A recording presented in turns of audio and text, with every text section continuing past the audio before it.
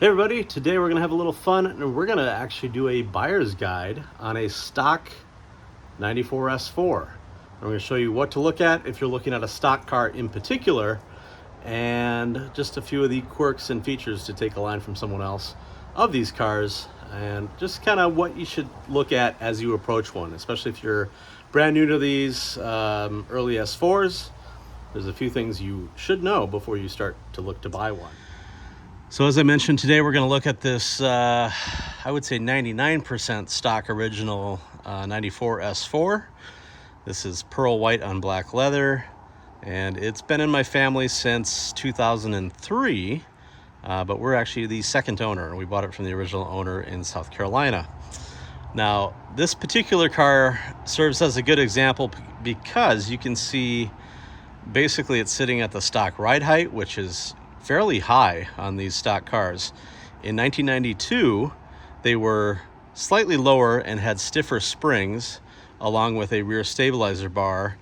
And oddly enough, a lot of American buyers at the time apparently complained that the ride was too harsh.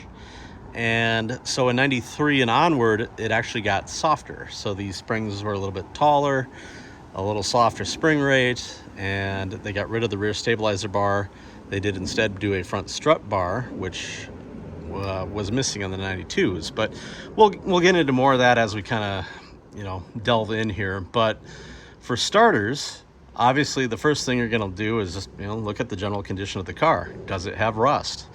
And when talking about rust on these cars, they were galvanized from the factory, so they tend not to be rust magnets unless they've been neglected for years. If they sit outside, and we'll go up and look at this here, but I'll show you a few of the rust prone areas, especially with cars that sit outdoors, and I'll explain why that matters. But obviously at this point, if you can find one that still has original paint and original everything, it's a pretty rare thing, or at least to find one with original paint that's still in really good shape. Yes, there are some cars out there, this is one of them, but it's a lot easier to find cars that are in need of some TLC. So we're just going to look and kind of walk around, and I'll show you some of the things about this car that are unique, and some of the things that you're going to look at pertaining to rust, and that's where we're going to start. And by and large, the most trouble-prone area on these cars happens to be the lower front fenders. Right here, you end up having, you got a little hole here.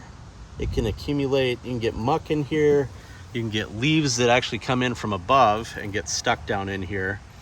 And so if you have owned one of these cars for a while and you care about your fenders, you've probably gotten in the habit of loosening this ender fender liner here, and you will remove that and clean very well behind here, and then use a product like fluid film. No endorsement, but I use fluid film behind here, especially in the fall, especially in the rust belt states, in order to keep these lower fenders intact. Of course, moving on from the fenders, the next prone areas you're going to check on like kind of any car would be your fender liner areas all around the lip of your fender where they're prone to getting rock chips. These little arches here, obviously the trailing edge of the rear here, and then up underneath these, look at the rear frame rails. And I can't really get my camera down here to show you that well, but you can see briefly there, you can see next to the exhaust, have a look at those frame rails. These you'll notice were black. That is because I actually paint these. Years ago, I went through this car and I coat the bottom of those frame rails. I clean them up and then I coated them with a Core 15 undercoat. And obviously don't do that on rusty cars because the undercoat will trap in the moisture. But if you've got a really nice clean car, it makes a little bit of sense to do some preemptive rust proofing ahead of time. The next area we're going to talk about that these like to rust, the base of the trunk and underneath this license plate area where your lights sit. Up in here, it tends to collect muck, and people do not clean or dry this very often, and so check this closely.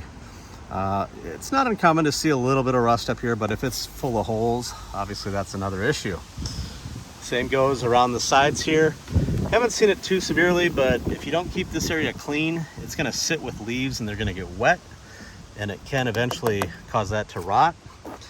Same with here, keep it clean and dry, and that panel won't rust out on you. Now the next area you want to check are going to be your A, B, C pillar areas here.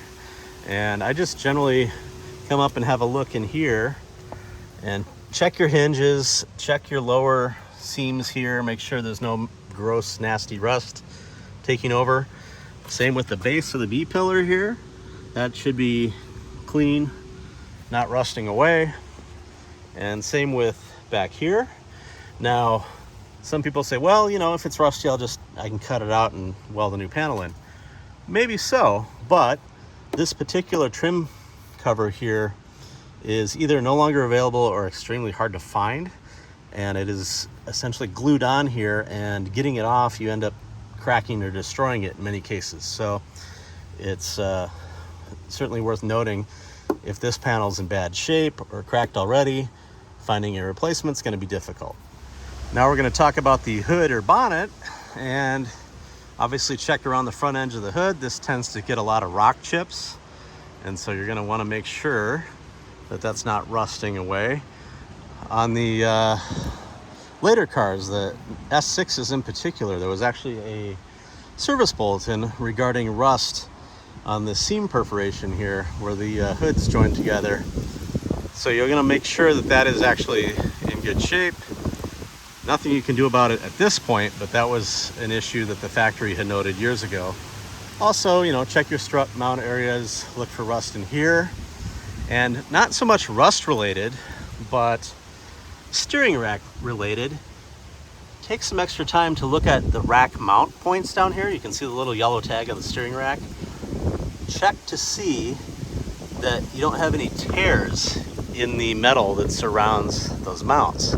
That was another issue on these cars, where some of them would actually get reinforcements, and the factory did for a short time offer, I think, a reinforcement plate that you could put in there. And so just be sure to check that carefully. And kind of a telltale sign is, you know, if you're steering, if you've got a looseness or a cracking or popping, not necessarily always the rack. It can be ball joints or other things that make that same thing.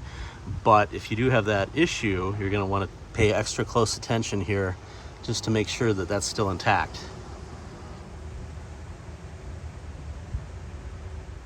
Now, of course, on the exterior, we're going to talk about the paint and the trim and the glass. So these have, on the glass front, factory glass headlights. Stock had amber turn signals. The 95 S6 changed designs, and they have a little amber bit back here.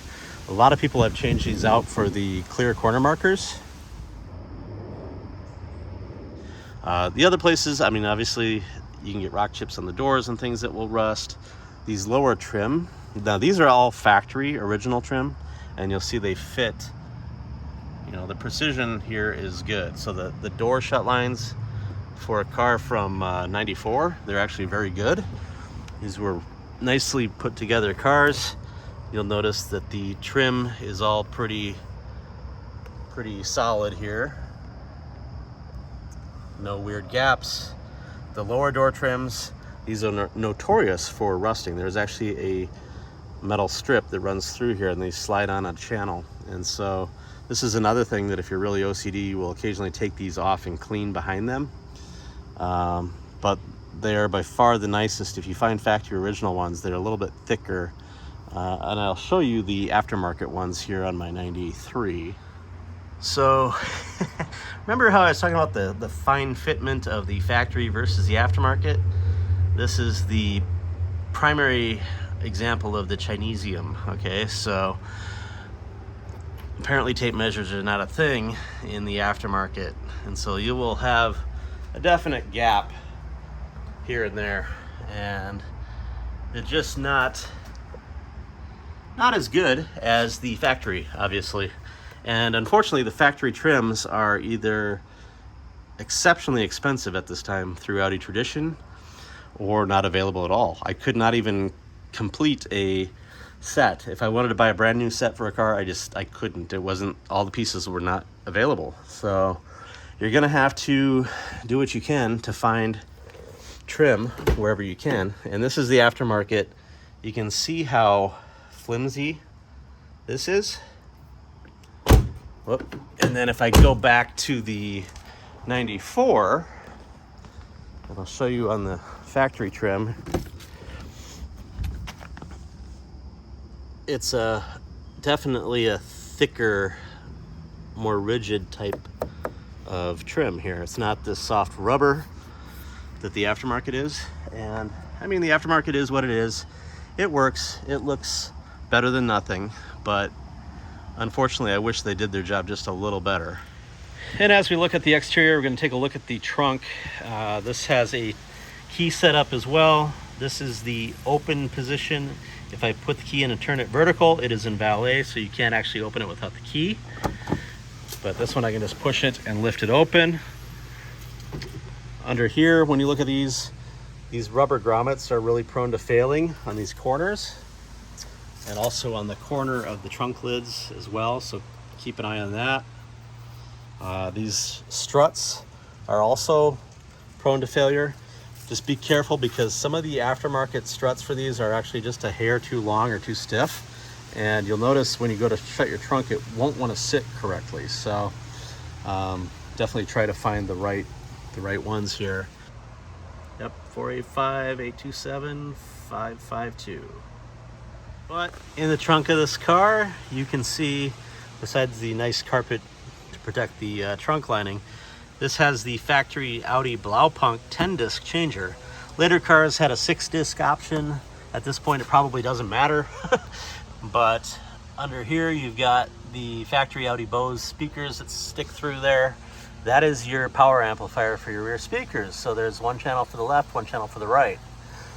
You've got a cell phone brain up over here. Usually that's actually mounted back in here in this cubby hole area. On this car, it's just some storage for a fire extinguisher, but that's pretty much all there is to it. The trunk then has a false floor here, and your space saver spare sits underneath here.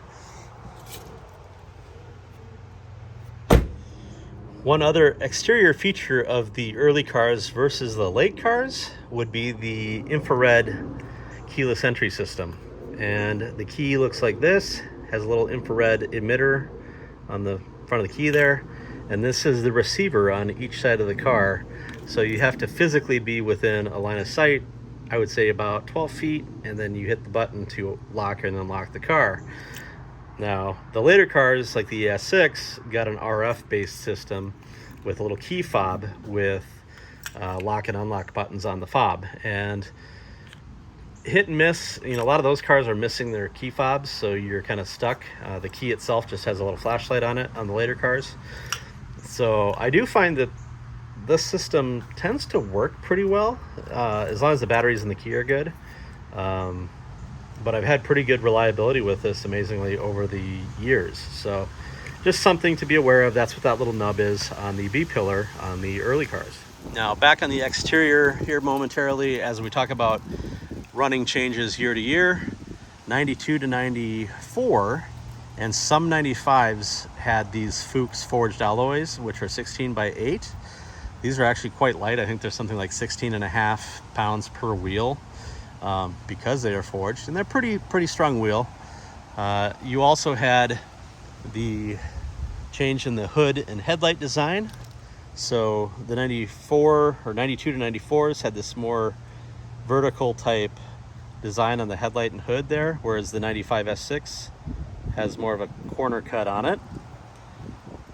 And you have the 94 and onward mirrors. So you have the normal size mirror here, and what they call the Nemo on the passenger side, which is the short mirror. Short little stubby goofy mirror that not many people love. 93s of course have a different style, which I'll show you. And there is your factory 92, 93 type mirror. Passenger and driver are the same setup. They all dip down if you hit that switch, of course. And then the other unique thing on the 94 that's basically only a 94 thing, is the rear mounted antenna on the corner. Now, there's pros and cons.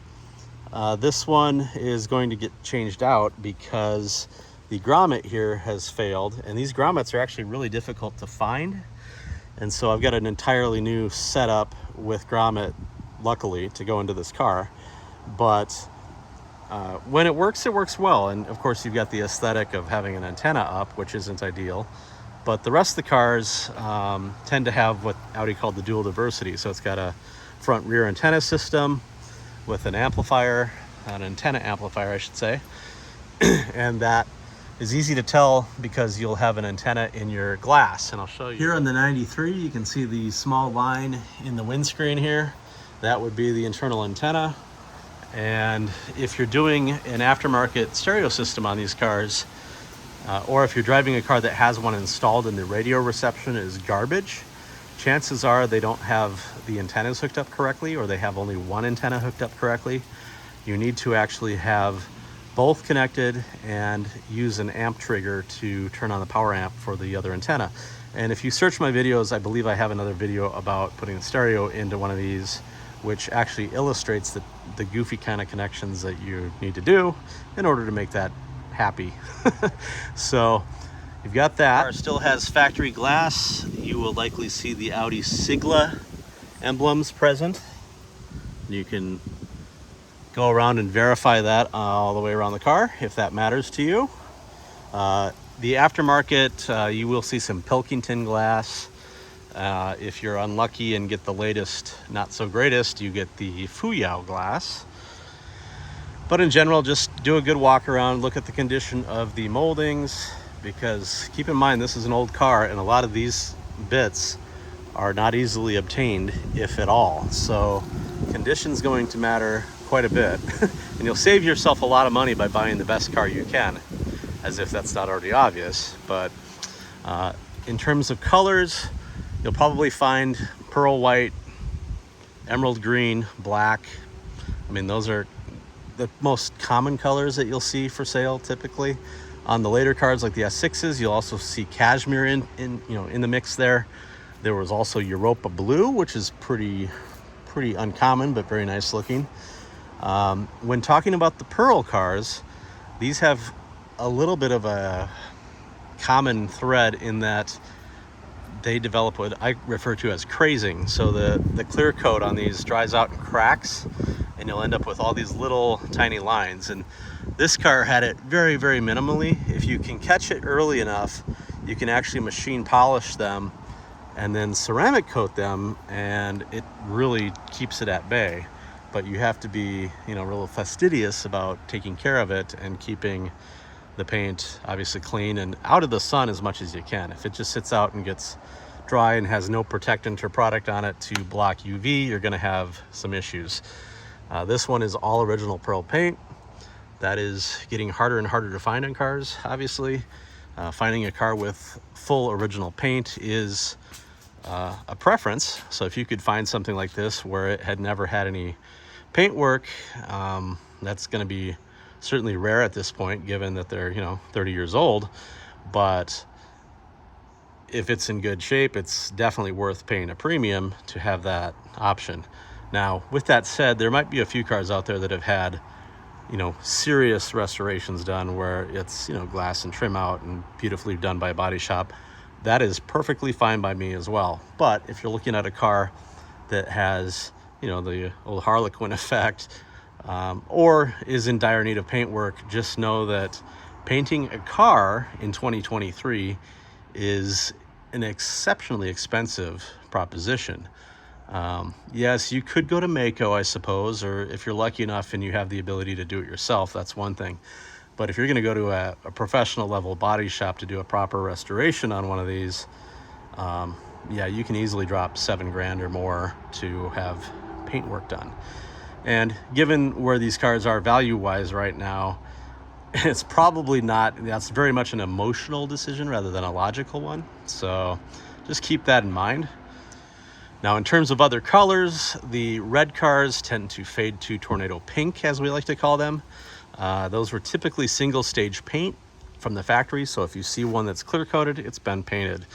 The emerald cars are also prone to some of the clear coat cracking and some of the, just the deterioration of clear coat. That's emerald and black, and really a lot of the dark colored cars are just prone to that with the sun, eating away at them. So, look them over closely, kind of make that judgment. I'd be okay doing some paint work.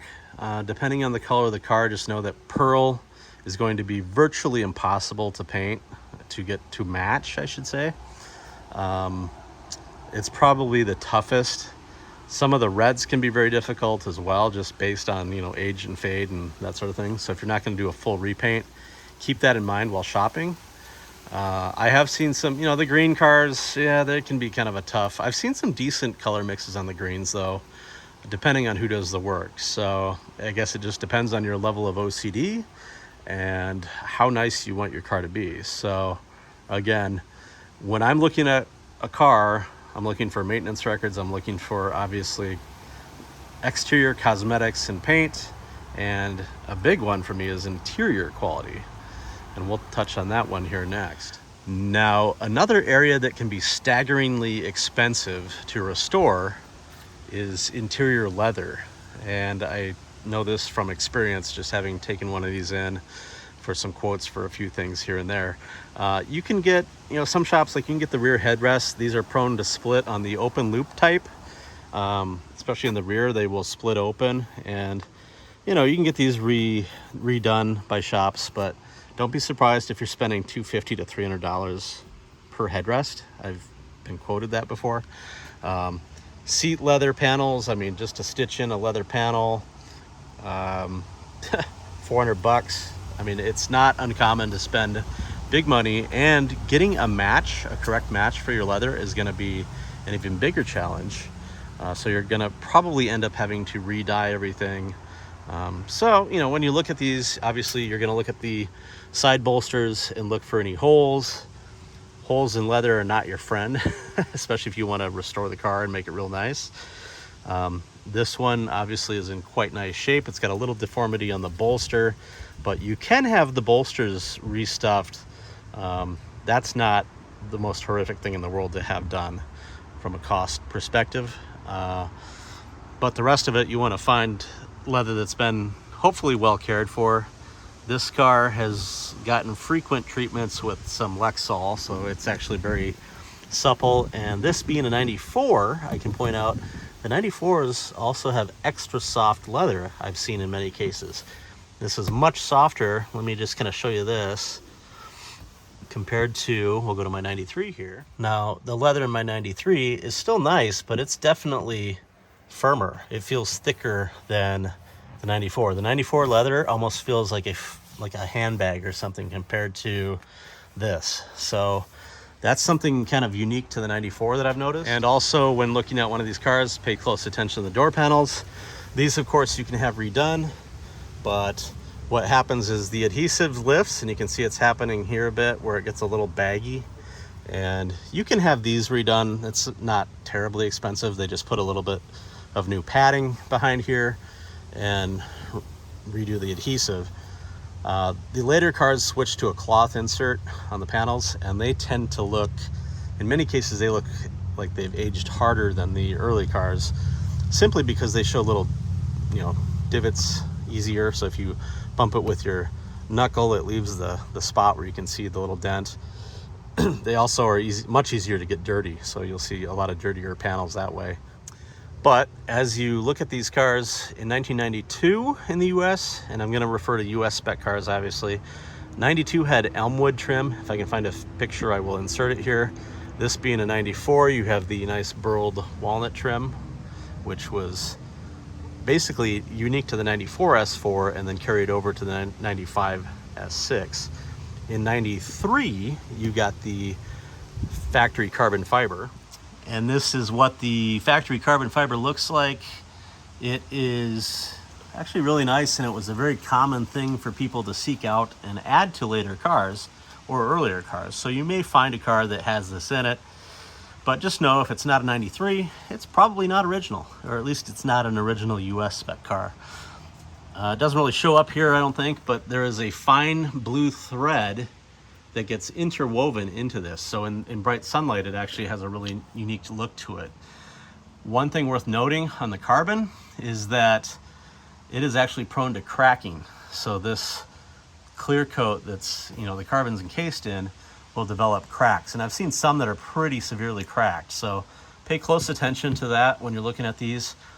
My cars, I actually use Mother's synthetic wax. Again, not a endorsement, but I've been using it for years to actually wax and protect my carbon fiber trim.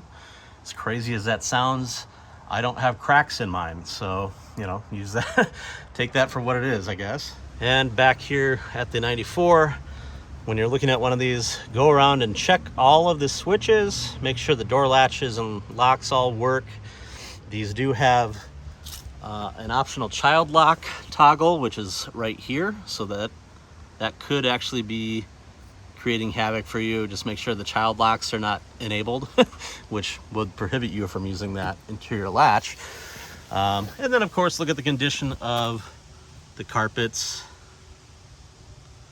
and the leather all around. And another really common issue that this car has, failing of the headliner. This is especially common in the rears here. So the rear has just started to drop on this car in the last year. You can see that even the rear cell antenna has dropped on this one, thanks to some hot sunlight the other day. But check your headliner.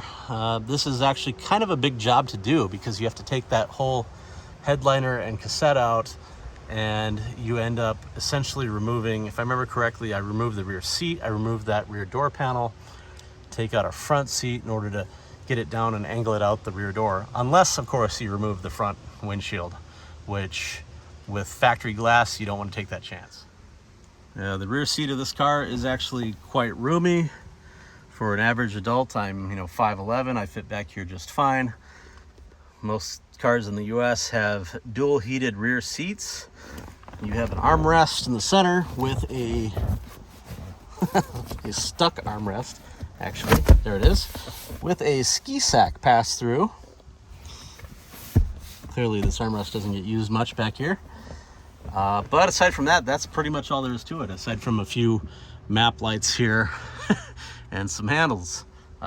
It's kind of a no frills thing. You do have the armrest you can put up, which has a phone in the center here. And of course, just do a general look around of the car condition wise. Door jambs clean, are they dirty, are they rusty, are they greasy? Kind of give you an idea for the overall care of the car that you're looking at. Now, as we jump into the front seat, we've of course got our turn signals here. And this has your cruise control. You're going to want to test that because that is a fairly common failure point on these cars. They are basically vacuum actuated. There's little switches on the clutch and the pedals down here. There's a little vacuum switch that sits there, and they can be out of adjustment or they can have leaks there. That's one potential failure point. So basically you're going to just switch it on. You're going to go out to, like, say 50 miles an hour, push and hold that button until it should grab. You should feel it just sort of grab the throttle, and if it works, it works. And that's a bonus for sure.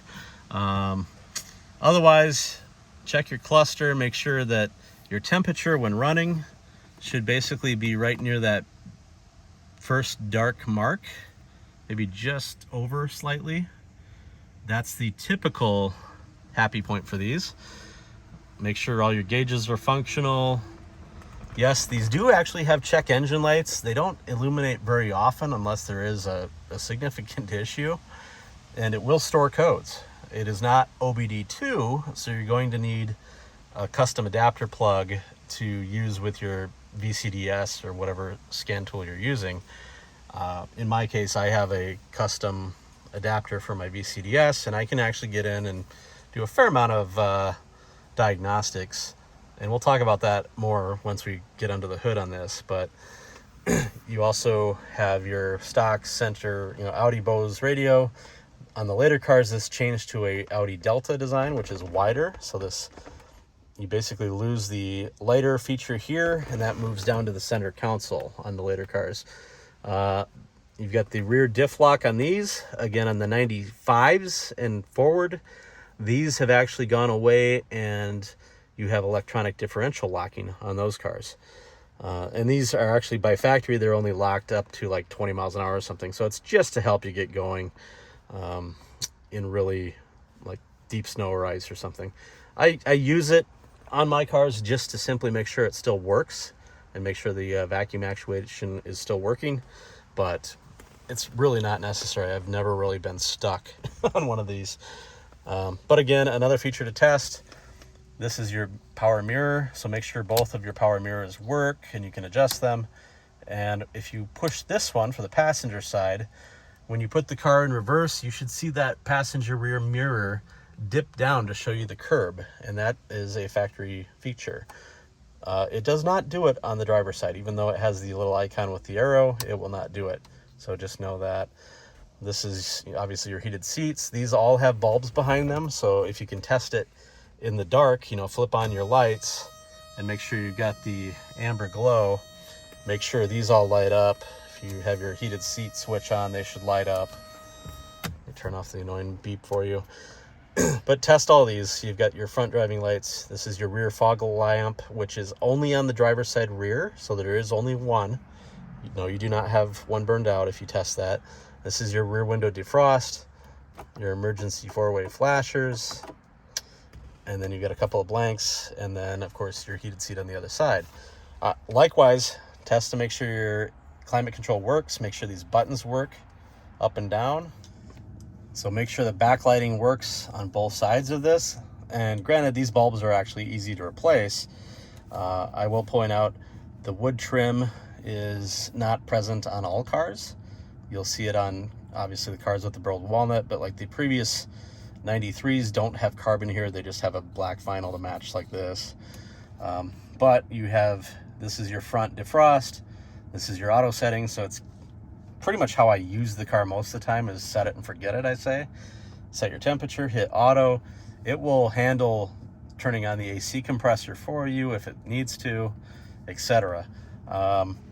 This, of course, is the compressor that will kick on if you set it to a certain temp. If it's cold enough and you want the AC off, for example, because by auto it will automatically turn the compressor on. You'll see the icon down here. You can turn off the compressor by hitting this button. So then you're just, it may be 62 degrees, but you're not using your AC if you hit that button. So this is your temperature selection here, your fan selection here, and these are your flap controls here. Bottom corner being your recirculation control. So if it's a really hot and humid day, put it on recirc, and then it's not going to be bringing in the outside humid air. It'll help you dry out the cabin. Other than that, you basically have the world's worst overhead panel here. These are really prone to fail and fall down. This one has been repaired and the glue has obviously eaten into something there. But you'll want to check the sunroof switch, and it is a rotary dial. If you go one way, it will turn and flip the rear of the sunroof up, and the other way will cause it to slide back. And you can actually set it kind of in between on the slide as well. But, you know, test your lights, test all your, lights up here. Again, not that hard to change the bulbs out in those, but just something that you're going to want to be aware of. Make sure everything works. And then also in these cars, there's a trunk release button in the glove box. So you might want to check that, because sometimes the trunk lock mechanisms themselves don't work. So it's nice to be able to get into the trunk. Now, as we look at the center console, you can see the glorious analog Audi phone, which no longer works in today's world with all digital phones, but it looks the part, it looks really cool, and it's still present in the armrest in many cars. Beyond that, your car may or may not have these cup holder inserts. These will hold basically a Coke can or a small drink from somewhere, but if you are like me, you generally don't allow drinks in your car, so that's where you put your phone or some other object.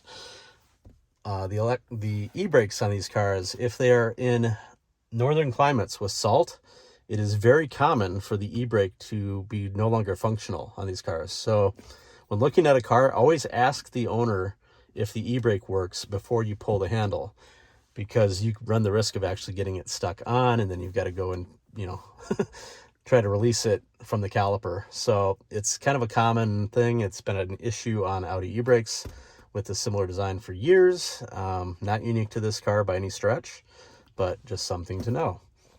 Transmission wise, these were stock 5-speed cars. Generally pretty trouble-free these days. Yeah, like I said, early on these cars had some issues. Usually the 92s and 93s suffered from some pinion bearing issues within the transmissions. And it's been years since I've seen a car with that issue. Most have been replaced and dealt with by now or converted to 6-speed.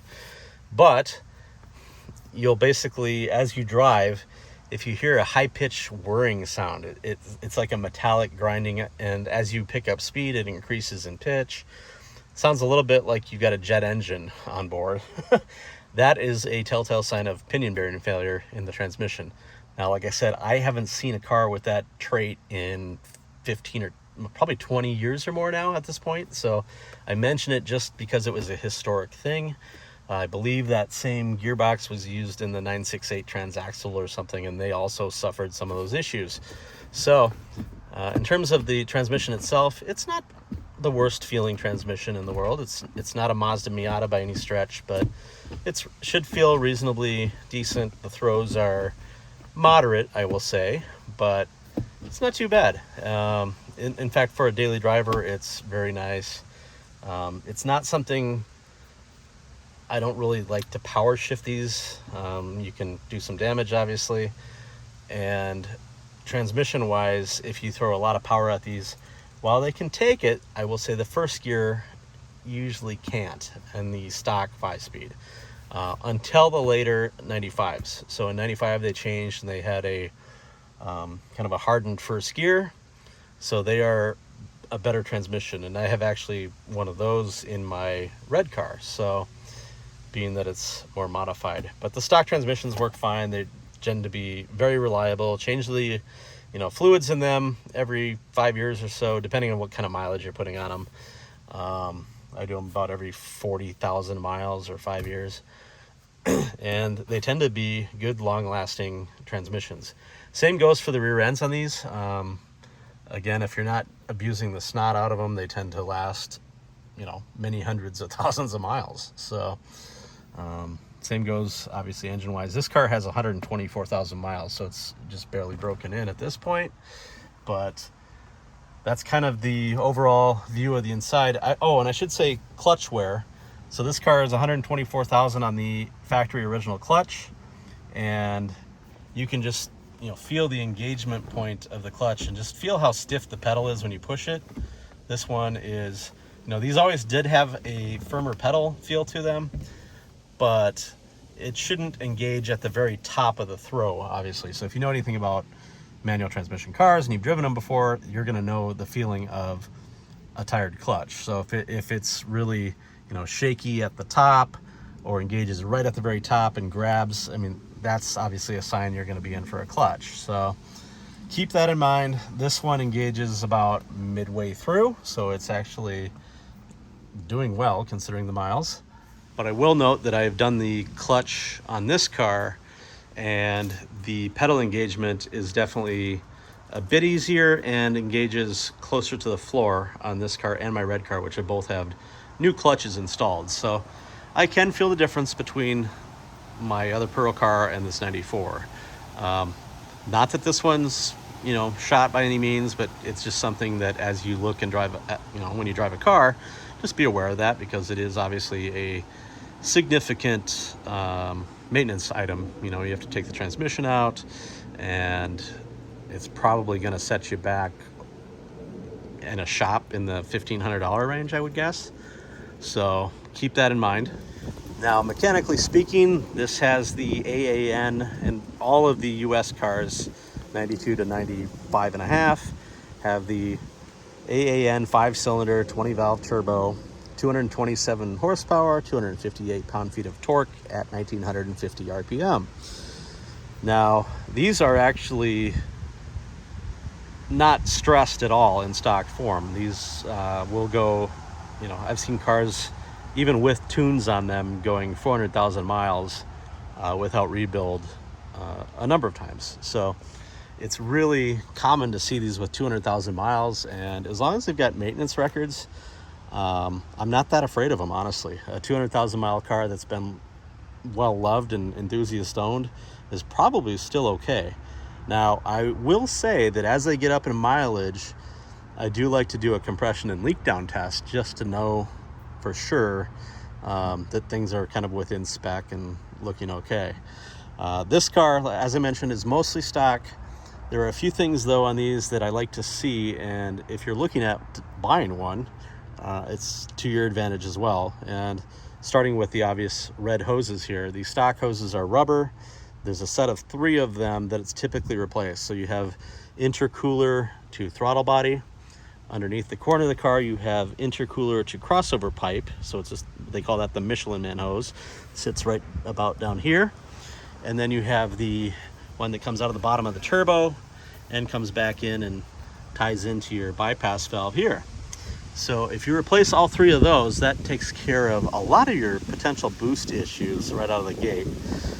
Another issue where these cars like to fail, and this one is still stock original, the base of this hose here, where it fits to the turbocharger, oil gets around that connection there and they just deteriorate and start to fall apart, and then you end up with some unmetered air into your turbochargers. So if you're getting high boost cutouts, that's a telltale sign of either ignition issues or boost leaks. And so that's one thing to kind of keep in mind. And there are aftermarket hoses available for these from, I believe, both 034 and 2 Bennett make options.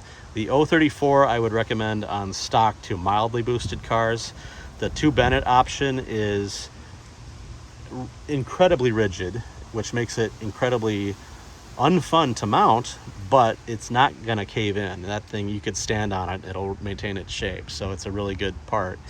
Other than that, coolant leaks. Obviously, most of these tanks, I don't know if I've seen a car that still has an original coolant tank left intact. Know that the Chinese tanks are pretty much garbage and don't last anywhere near as long as a factory tank. You can get 15 years out of a factory tank, and you can get about 3 out of a Chinesium. So keep that in mind. Look at the condition of the coolant. The factory fill on these was the blue, but some of them may have been converted. Just so you know, you might see some purple, you might see some orange. I tend to keep mine period spec when I can, but if it has been changed, make sure it's not sludgy, make sure it's not gross inside there, because if you intermix the wrong coolants on these, you can create quite the mess and quite the hassle for yourself. So that's one thing to be aware of. Otherwise, look at the condition of the cooling hoses. If you see this is a factory stock hose. I have replaced this one before, so it's not an original 94. But if you're looking at a car that still has all the original hoses from 94, keep in mind that those might not be long for this world, depending on how often it gets used. And there are kits that you can find, I believe still on eBay, that replace these for silicone. And unfortunately, that's about all I've seen in recent years. I do know, I believe EFI Express sells a kit of better quality ones, if I remember correctly. Otherwise, some of the things you're going to want to do under the hood, there's a few plastic bits that ideally get changed to aluminum. So if you're looking at a car, one of which is at the very back of the head here, and I'm going to try to get the camera a little closer, but I'm kind of pointing at, there's a bottom water outlet down here. Right there, underneath that tan plug. That, if that's a plastic fitting, it'll be a black plastic fitting. The black plastic is factory. This has the aluminum aftermarket one, which is ideal. Same goes for this blue connector here. This is a coolant temp sensor, and let me try to get focus on that. That is black on this one, but it is actually a billet aluminum piece. The factory is black plastic, and so hopefully you can see either a black billet aluminum or a aluminum colored coolant tee there, because those crack and you will very quickly dump all your coolant and it will smoke and steam up your windshield, etc. if they fail on the highway. Next, the thermostat housing, which sits right down there. You can see the aluminum cover to that.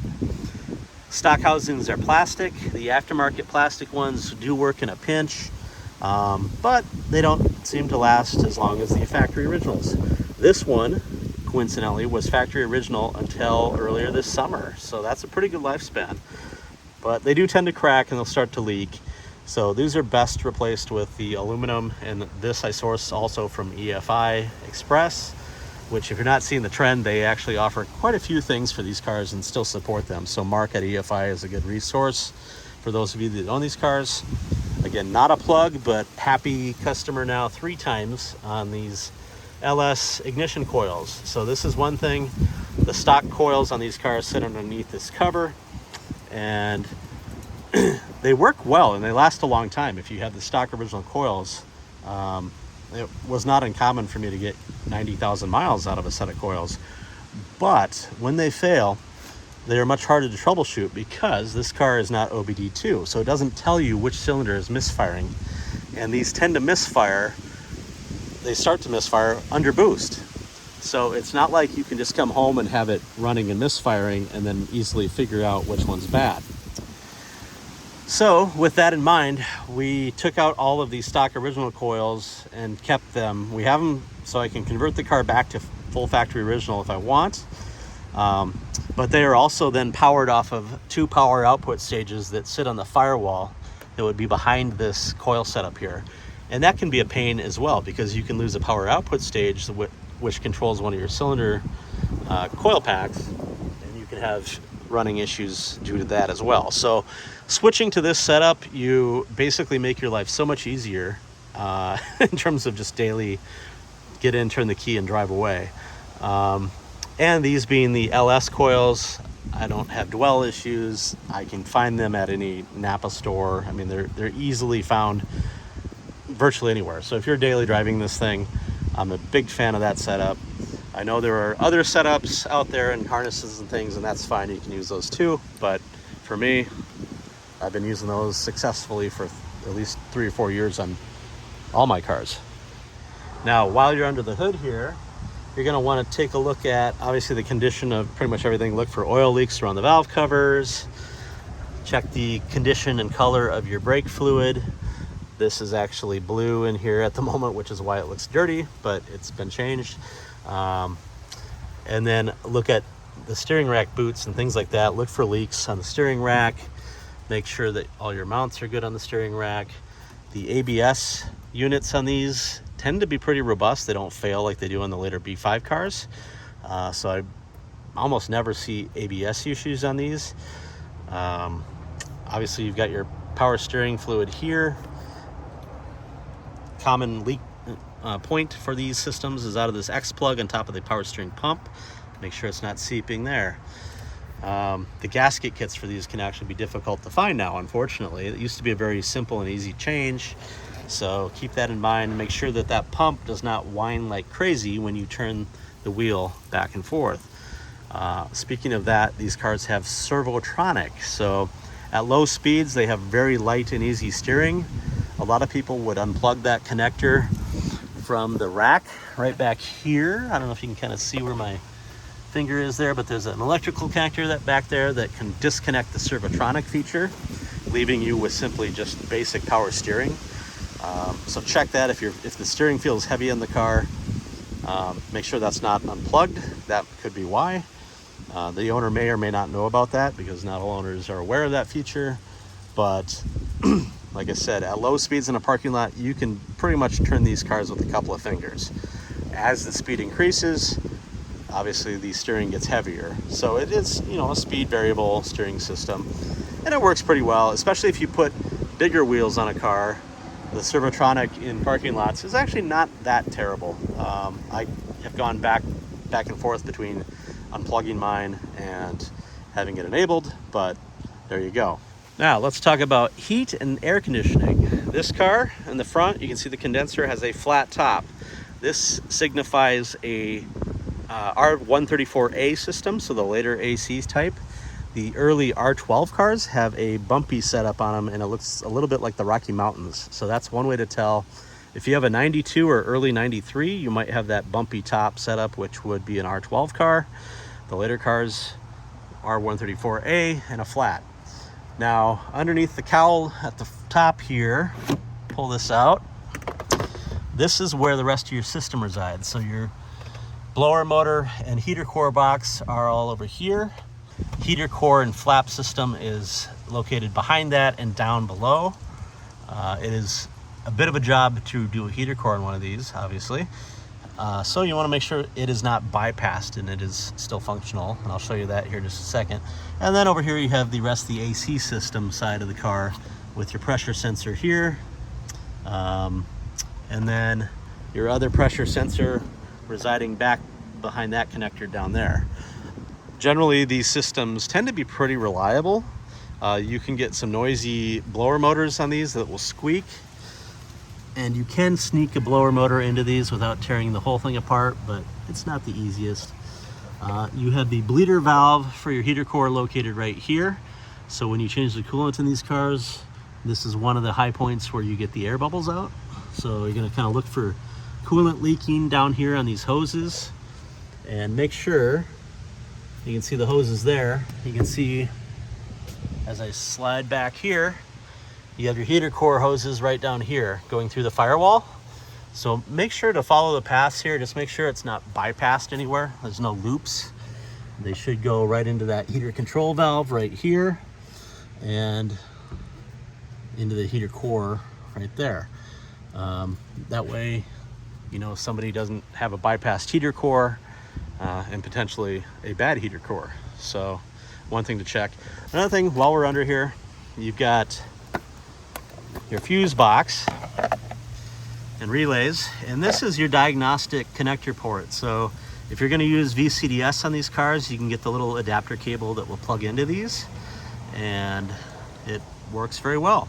I will say VCDS actually has better functionality on the later cars, actually even including 94. So 94 is a little better than 93, 95 a little bit better yet. I've just noticed on a few things here and there where you have access to a few more systems. Again, you don't get specific readouts for coil failures. You'll probably see something like O2 sensor enrichment exceeded, meaning one of your cylinders is dumping too much fuel into the exhaust. So you have to know a thing or two about cars, but you do still have some help in terms of diagnostic reporting. Also, while we're still under the hood, I'm going to quickly point out you've got your mass airflow sensor here, factory air box here, and I'm a big fan of the factory air filter elements on stock or mildly modified cars. There's no need to suck in extra dirt if you don't need to. The stock filters actually breathe pretty well, and they filter really well. And here is your stock fuel filter. Very easy location to change. This one has been painted black because that's the OEM kind of color spec that these came with. Most will be aluminum in color. Just make sure that it's been serviced and that's been changed, etc. That. And then finally, we're going to talk about during the test drive and things to listen for. So common clunks and things like that nature.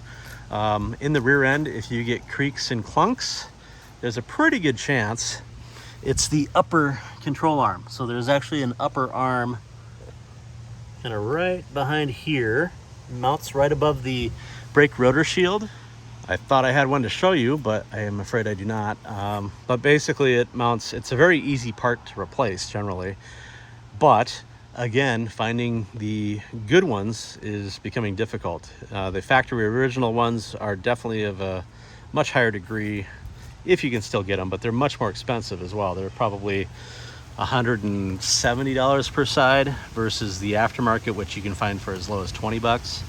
I have currently, I'm gonna have to put a comment in on the video with the brand that I put in the white car, but they seem to be holding up pretty well. I want to say it's like I believe it's TRW actually, that I sourced out of Europe. But over here you're gonna find a lot of like BAPMIC and some other garbage stuff that's on eBay, and those last about 6 months. So they're pretty terrible. You'll also notice that the brake rotors on this car, the calipers have been painted. That's actually not factory, obviously. That's just done to keep rust away, because they were all clean when I started with this. I gave them a really good coating of Pour 15 caliper paint, which keeps the rust away and helps with the emergency brake remaining functional. The slotted and drilled rotors just happen to be an aftermarket set that's on here. But the same in the front. I've done the caliper paint just to keep them nice. And in the front, of course, you've got things like tie rod ends. So if you get any weird clunks or things, if you are backing out of a parking space, for example, turning the wheel, and you get a pop or a clunk, that could be indicative of a lower ball joint. So, and that's something you want to be very careful of on these, because I have had pretty spectacular failures of ball joints on these where it's left me stranded in parking lots, luckily at low speed. But obviously if they break at speed, you have that wheel go back into the fender, and of course these fenders being unique to this car, that's not what you want to have happen. So it's good to do your lower control arms and ball joints on these before they get too tired. They are actually readily available and inexpensive. The TRWs were historically pretty well liked by the community for these, if you don't want to go for the factory originals, if they're still available. The price differences, of course, are staggering, but the TRW arms actually were on sale for like $25 an arm in recent months. So there's probably still some floating around out there, and you can find some really decent deals. The upper strut mounts on the front are difficult to find. I found some Bilstein units out of Europe. Otherwise, I'm trying to think of what the common ones are around here. The Euro brand stuff is pretty weak and doesn't last and often fails, so be careful there.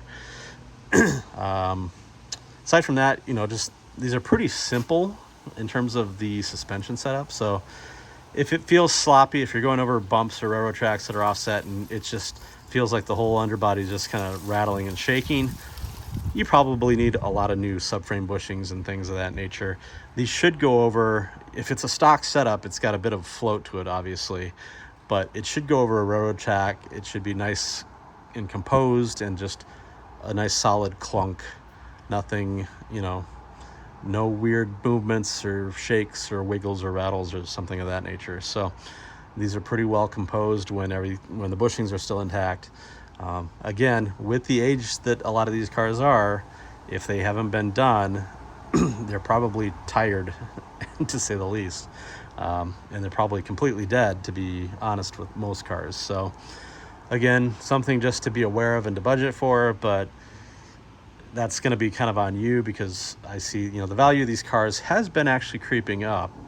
And so at the time of this buyer's guide, a car like this, all stock original, it's got records back to about day one in this case.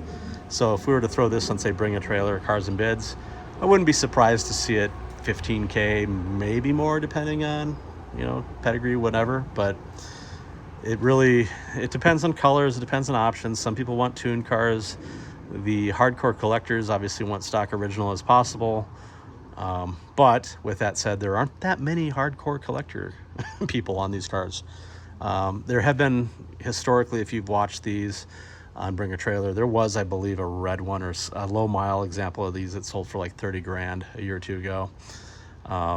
Certainly not the norm. I would say most of these sedans at the time of this video, which is October of 2023, you will spend anywhere from $3,500 to 20 grand, depending on the quality of the car. Most of them falling into that $5,000 to $12,000 range. And I would say that, kind of sweet spot, about 7 grand should get you a pretty well sorted, decent car. It's probably been modified, but it's going to need work. It's not going to be a perfect car for 7 grand. On the upper end of that scale, you should be able to find obviously nicer cars. Cars like this I don't see come up for sale very often at all, especially stock cars. By and large, most of them are more along the line of this car, where it's been lowered, it's got exhaust, it's got Porsche 993 turbo brakes, etc. So, and these have their point too, and we'll talk about this in the next video. I'll do another video talking about buying a modified car, and hopefully I'll have my red car back, and we can look at basically a stock K24 car versus like an RS2 spec car, and kind of how to spot some differences there. But for now, hopefully this gives you some indication of what you're looking at when buying one of these. And if you have any questions, I would certainly invite you to put them in the comments, and I'll be happy to respond to you and elaborate on anything that I might have missed. But obviously look underneath the car, look for rust. It's not uncommon to see surface rust under these cars. It's not a deal breaker for me. I live in the salt belt, so as long as it's not perforation, you know, I can clean up a little surface rust. Honestly, I can clean up with a wire brush and pour 15, and that's what I do on these cars to keep them nice over the years. I've actually gone under them. I've kept them clean. I use Salt's Gone in the winter months. But also look, I should say before I sign off here, look at the fuel tank and the fuel lines closely. They're under the passenger side of the car, set of 3 lines. There's a set of rubber grommets that they run through. Make sure they're not rusting away there, or that you don't have signs of leaks or bubbling. That's a pretty common issue on these cars, especially here in the salt belt. So aside from that, pretty bulletproof cars. If they've been driven regularly and taken care of, these things can be daily drivers still in 2023. In fact, that is mine, and it starts and runs great 99.9% of the time. So don't be afraid of them. I know they're not real common here in the US, especially now, but that's even more reason to try to find one, because frankly, they're a really unique experience, especially compared to modern Audis. And even the B5. The B5 is, I love B5s actually. Don't get me wrong, but build quality wise, the B5 was definitely cheaper. They don't hold up quite as well in many areas, but the B5 is definitely a more nimble, fun car to drive. But this is more of the kind of sleeper sports sedan, like executive sports sedan. And as long as you don't think of it as a race car, and you kind of view it in the light of, you know, its contemporaries were, say, like the, you know, E34 M5, the Mercedes 500E, which were obviously way more expensive and more powerful cars. This car with a mild tune does a pretty good job of delivering a unique experience, especially now if you're looking for that vintage 90s Audi feel or vintage European car feel. The first gen S4 is great because the engine is truly a gem in these cars. Nice and smooth, generally reliable once you've done a few things. But anyhow, thank you for watching. I'll leave it at that for now. And again, like, comment, subscribe. Let me know what blanks I can fill in for you if I've forgotten something, or if I have forgotten something and you want to point it out to people, by all means, put it in the comments, because I literally just did this as a stream of consciousness as I was walking around the car, and I didn't script anything, so it's entirely possible I forgot something. So thank you for having my back, and thanks for watching. We'll see you next time.